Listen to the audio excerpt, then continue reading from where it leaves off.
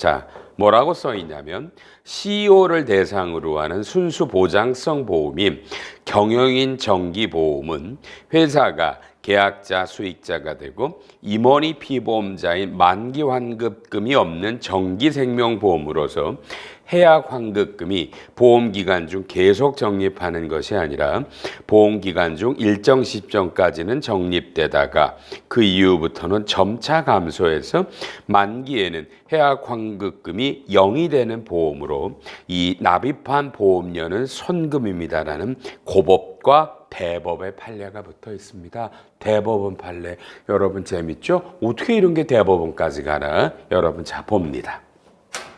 이 사례는 모든 책에 붙어 있는 사례는 이렇죠.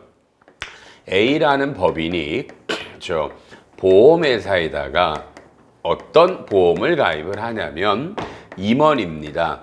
임원이 피보험자, 그러니까 임원이 죽거나 다치면, 그렇죠? 이런 전제고요. 법인이 계약자예요. 그럼 이 사람이 죽거나 다치면 보험금을 받는 사람이 수익자죠. 이렇게 된 보험이 여러분이 아시는 보험이에요. 이 보험이에요. 이랬을 때 회사는 돈을 내잖아요. 보험료를요. 그렇죠? 근데 이것이 바로 뭐예요? 만기 환급금이 있어요. 만기에 얼마를 받아요. 이렇게. 그러면 요건 자산이고 여기에 해당하지 않으면 비용이다가 여러분 관련되는 모든 책에 붙어 있으실 거예요. 그러니까 이런 임원을 피보험자로 하는 이런 보험을 들어도 회사가 이 보험료를 납부할 때 뭐예요? 손금이 비용이 아니라는 거예요. 대다수가 자산이니까 이런 보험을 납입해도 뭐죠? 비용 혜택이 없어요. 다만 나중에 이분이 뭐 어떻게 됐을 때 이 돈을 받아서 회사가 이분한테 이렇게 지급을 할 때 이때 비용이겠죠? 이때 비용. 그러니까 보험료를 납부하는 시점의 비용이 아니에요. 이래서 보험회사가 여러분 뭐예요? 새로운 어떤 보험을 만든 게 CEO 경영인 정기보험이래요. CEO 경영인 정기보험이래요. 자, 이런 보험을 하나 만드신 거예요. 자, 개념은 똑같은데 얘는 문제는 만기 환급금이 없어요. 만기에 돼도 뭐예요? 안 돌려줘요. 그럼 얘는 뭐예요? 중도 환급금이 있는 거예요. 중도에. 그러니까 이건 독특한 보험을 만든 거예요. 그런데 이 보험이 만기가 근데 이게 만기인데 만기가 보통 뭐 80, 90이래요. 이게 독특한 보험을 만들었어요. 자, 이래서 만기에 환급금은 없는데 중도에 이제 어떤 사건이 생기면 환급금이 나오는데 이것도 처음에는 늘다가 시간이 가면 줄어들어요. 감소돼요.